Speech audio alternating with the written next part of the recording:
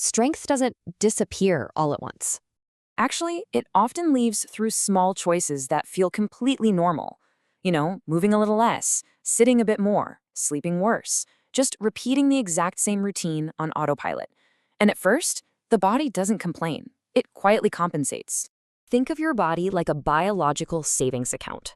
Every single movement, every meal, every night of sleep, and every repeated routine, it either makes a steady deposit into your resilience or it slowly makes a withdrawal from it.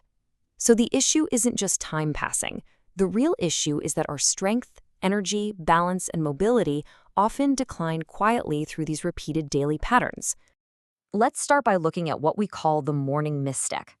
Picture this. Within the first 30 to 45 minutes of waking up, your body experiences this massive, natural surge in its primary alertness hormone, cortisol.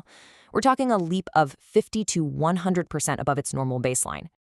Now, what's truly fascinating here is that this early morning cortisol surge is actually anti-inflammatory. It basically functions as your body's biological alarm clock. It's designed to suppress joint stiffness, clear out residual sleep-related inflammation, and perfectly prime your cardiovascular system and muscles for movement. But here is where the friction comes in. The old assumption is that just relaxing in a chair or recliner with your morning coffee is completely harmless, right? Well, the biological reality is a bit different. When you sit down immediately upon waking, you're essentially signaling to your body that the physical demands of the day are already over. So that perfectly timed anti-inflammatory hormone, it just circulates without serving its purpose. And over time, that can contribute to a subtle loss of vitality and metabolic efficiency. So here's the crucial takeaway. Triggering serotonin with just 10 minutes of gentle movement in natural light before you sit down can completely reset your circadian rhythm. It's such a simple, empowering adjustment. Just a brief walk or some simple stretching before you even touch that coffee can pay massive dividends for your daily energy levels. Now let's move on to the daytime routines and see how this builds into what we like to call invisible daily friction. Did you know that as our systems adapt over time, the hypothalamus, which is the part of the brain that regulates thirst, becomes progressively less sensitive? In fact, its efficiency can drop by up to 40%. This makes it dangerously easy to become mildly dehydrated without ever even feeling thirsty. Because so many people overlook this pattern, we really have to look at the physiological consequences. Mild chronic dehydration can measurably influence your short-term memory, your concentration, and your reaction time. Targeting 6 to 8 cups of water consistently throughout the day and pairing that with hydrating foods like cucumbers or leafy greens is a really simple adjustment that pays massive dividends for cognitive clarity. And this brilliantly illustrates another daytime friction point: meal frequency. You see, eating 3 large meals can actually cause sluggishness. As our digestive efficiency naturally shifts over the years, the body's ability to absorb nutrients from large volumes drops.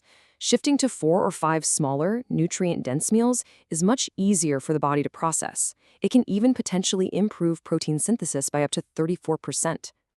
So why does that matter? Well, it's because of something called anabolic resistance. This is just our physiology's natural shift in how it utilizes protein to maintain and repair muscle tissue. Because of this shift, aiming for about 25 to 30 grams of protein per meal every few hours is a pattern that can matter immensely over time. It's a great way to keep your engine running smoothly. This brings us to a really common misunderstanding: the muscle and joint partnership. There's a gradual, age-associated loss of muscle mass known as sarcopenia, and it accelerates pretty rapidly without active resistance training. Often, people avoid resistance training entirely because of minor aches, but doing so quietly drains your balance and mobility over the years. There is actually a massive gap between our culture and the science here. The cultural assumption is that if your joints ache, you should rest them to protect them from further damage. But the science tells us something completely different. Weak muscles place significantly more stress on your joints. Muscles and bones exist in this strict partnership, right? So when muscles weaken from inactivity, they force the joints to carry an unsupported burden. Engaging in light progressive resistance training just twice a week changes this trajectory entirely. By using light bands or just your own body weight for 20 minutes and consuming protein shortly after, people often see improved balance and walking speed. It's a foundational shift and definitely something you should explore with your doctor. And what is genuinely surprising is that it's not just our muscles that need work. Vision, much like muscle, also responds to specific training and nutrients, rather than just passively getting stronger prescription glasses. Doing daily near-far focusing exercises and optimizing the lighting in your home can help maintain contrast sensitivity. This reduces that hidden friction that often leads to subtle balance issues in low-light environments. Now, as the day winds down, let's examine our natural maintenance systems. Let's take a look at the shower. Long, hot showers rapidly dilate your blood vessels, which may influence your vascular tone and actually contribute to sudden dizziness or falls. Plus, prolonged hot water strips away the fragile lipid barrier of your skin. A much healthier routine is keeping those showers under 8 minutes on a warm setting, and maybe finishing with a quick cool rinse to improve vascular tone. Moving into the bedroom, a massive longitudinal study highlighted a pretty surprising connection. Individuals who regularly sleep more than 9 hours, or who rely on over-the-counter antihistamine sleep aids, face up to a 46% higher risk of cognitive decline. The common assumption here is that more hours in bed naturally equals better rest and healing. But the reality? Chronically long sleep is often highly fragmented, missing those deep, restorative cycles entirely.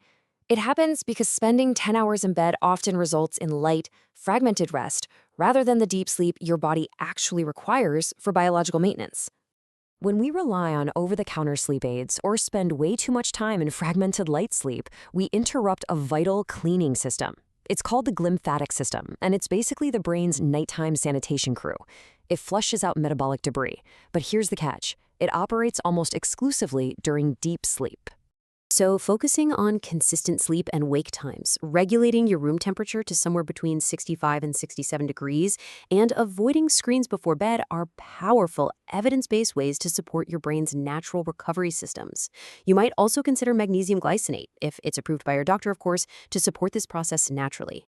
I really encourage you to discuss these empowering adjustments with a qualified professional, because ultimately your body is constantly responding to the inputs and routines you give it.